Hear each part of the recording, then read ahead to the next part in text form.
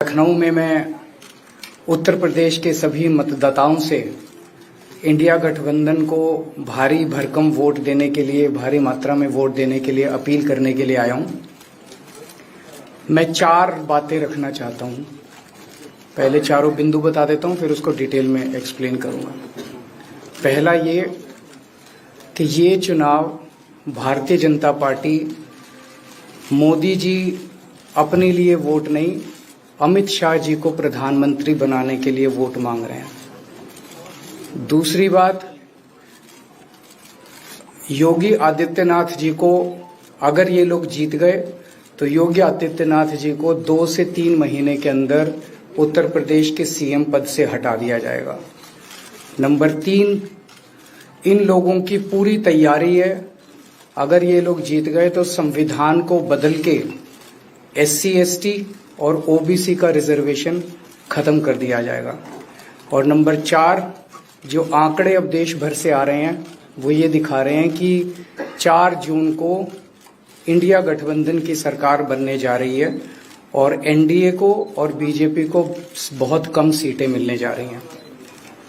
अब मैं अपने सबसे पहले पॉइंट पे आता हूं।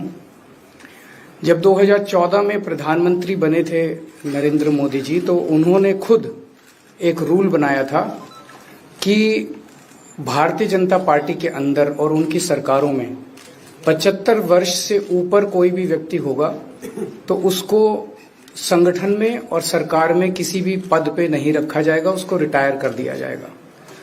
और उसका सबसे पहले उस रूल के तहत आडवाणी जी को और मुरली मनोहर जोशी जी को रिटायर किया गया था। और उसके बाद तमाम यशवंत सिन्हा जी, सुमित्रा महाजन जी, कई लोगों को यहाँ टिकट नहीं मिली। कई लोग जो पद पे बैठे हुए थे उनको पद से इस्तीफा दिलवा के उनको हटाया गया। ऐसे कई सारे लोग हैं। तो अब अगले साल 17 सितंबर को प्रधानमंत्री मोदी जी 75 साल के होंगे और मोदी जी ने तय कर लिया है कि अमित शाह जी को वो अपना वारिस बनाएंगे और अमित शाह जी अगले साल 17 सितंबर को देश के प्रधानमंत्री बनाने का उन्होंने तय किया है मोदी जी ने। इसके ऊपर मोदी जी पिछले 1-2 साल से लगे भी हुए हैं, क्योंकि भारतीय जनता पार्टी के अंदर अमित शाह जी के सामने जो जो बाधाएं पैदा कर सकता था नेता, एक एक करके उन सब नेताओं को साइड कर दिया गया, उनका पत्ता साफ कर दिया गया।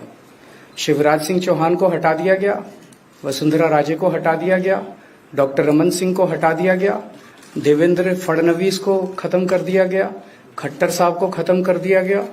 एक ही शख्स हैं जो कि उनके रास्ते का कांटा बन सकते हैं, वो हैं योगी आदित्यनाथ जी। अब योगी आदित्यनाथ जी को इन्होंने हटाने का पूरा मन बना लिया है और अगर इनकी सरकार बनी तो 2 महीने के अंदर योगी जी को भी उत्तर प्रदेश के सीएम से हटा दिया जाएगा। मैंने दिल्ली में 3-4 दिन पहले ये प्रेस कॉन्फ्रेंस की थी और ये दोनों मुद्दे उठाए थे। जैसे मैंने मुद्दे उठाए थे तो अमित शाह जी ने और उनके कई नेताओं ने अपनी भावना प्रकट की कि नहीं, मोदी जी को 75 साल में इस्तीफा नहीं देना चाहिए, मोदी जी को 75 साल पूरा कार्यकाल पूरा करेंगे। उन सब की भावनाओं की मैं कद्र करता हूं, क्योंकि अपने नेता के लिए जब भी ऐसी बात होती है तो सब लोग सामने आके बात करते हैं। लेकिन बड़ी बात यह है कि मोदी जी ने ऐसा नहीं कहा कि मैं 75 साल पे इस्तीफा नहीं दूंगा, मैं रिटायर नहीं होऊंगा। उनका अपना बनाया हुआ रूल है और मुझे पूरी उम्मीद है कि मोदी जी का अपना बनाया हुआ रूल है और मोदी जी अपने रूल को फॉलो करेंगे।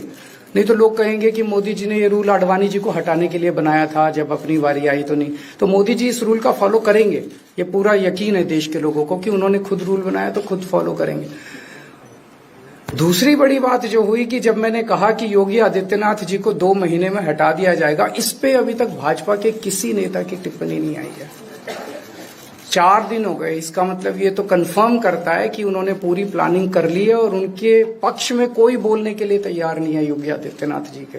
तो उनका हटना अब लगभग तय है कि योगी आदित्यनाथ जी को उत्तर प्रदेश के सीएम पद से हटाया जाएगा। दूसरी चीज, मैं उत्तर प्रदेश के सभी मतदाताओं को कहना चाहता हूं कि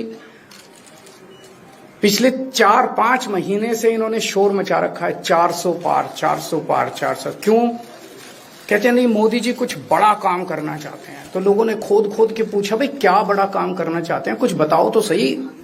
तो उन्होंने नहीं बताया। लोगों ने फिर अंदर से पता किया कि बड़ा काम ये करना चाहते हैं कि देश से रिजर्वेशन खत्म करना चाहते हैं। हम जानते हैं कि इनका जो पूरा इकोसिस्टम है, आरएसएस, बीजेपी, शुरू से ये लोग रिजर्वेशन के खिलाफ रहे हैं। इनकी पूरी की पूरी मानसिकता रिजर्वेशन के खिलाफ रही है।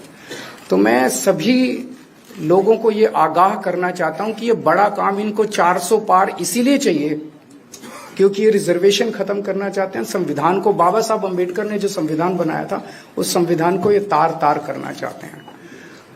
पूरे देश भर से अब जो ट्रेंड आ रहे हैं, वो ट्रेंड ये दिखाते हैं कि भारतीय जनता पार्टी को 250 से भी नीचे, मेरे हिसाब से 220 के आसपास, 3-4 दिन पहले भी मैंने कहा था, 220 से कम सीटें इनकी आती हुई नजर आ रही हैं।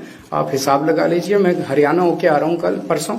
हरियाणा में इनकी बहुत कम हो रही हैं, दिल्ली में इनकी बहुत कम हो रही हैं, पंजाब में मुझे नहीं लगता इनकी कोई सीट आ रही है, कर्नाटक में इनकी काफी कम हो रही है, महाराष्ट्र में इनकी बहुत कम हो रही है, बंगाल में इनकी कम हो रही है, यूपी में इनकी कम हो रही है, बिहार में इनकी कम हो रही है, झारखंड में इनकी कम हो रही है, राजस्थान में इनकी कम हो रही है।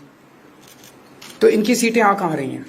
तो इनकी 220 के नीचे सीट आ रही हैं। इनकी सरकार बीजेपी की सरकार नहीं बन रही है, इंडिया गठबंधन की सरकार बनेगी और इंडिया गठबंधन की सरकार जो है वो देश को एक प्रगति के रास्ते के ऊपर लेके जाएगी।